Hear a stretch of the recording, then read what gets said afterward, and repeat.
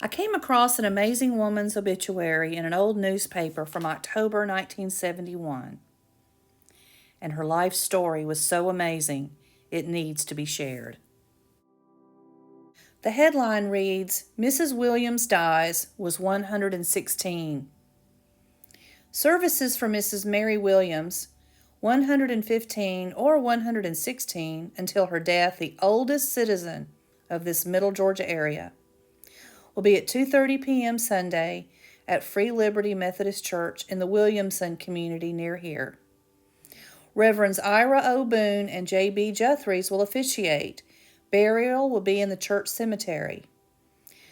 Mrs. Williams, who remembered the Civil War and Sherman's March to the Sea very well, died Monday at the home of her daughter, Mrs. Mandy Davis, in Forest Park.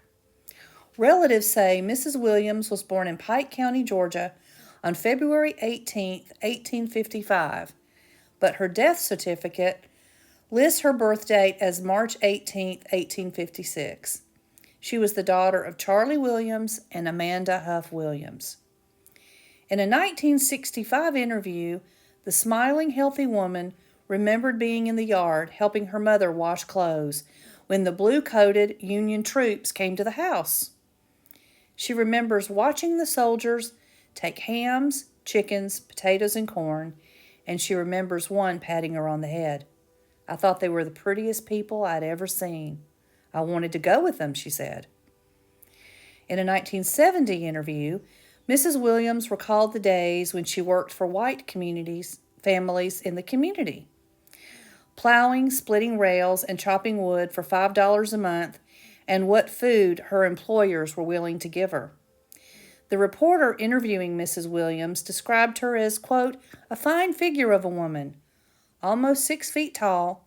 She stands straight and slim, no stoop to her ancient shoulders. Her large hands are strong and graceful. In the face of Mrs. Williams can be seen pride and dignity, the lines of toil and suffering, end quote.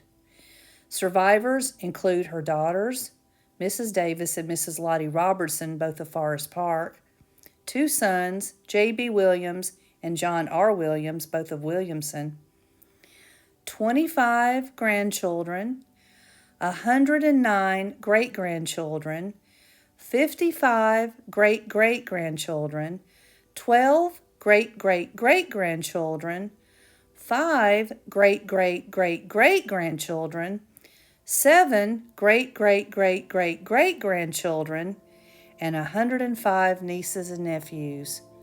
What an amazing life.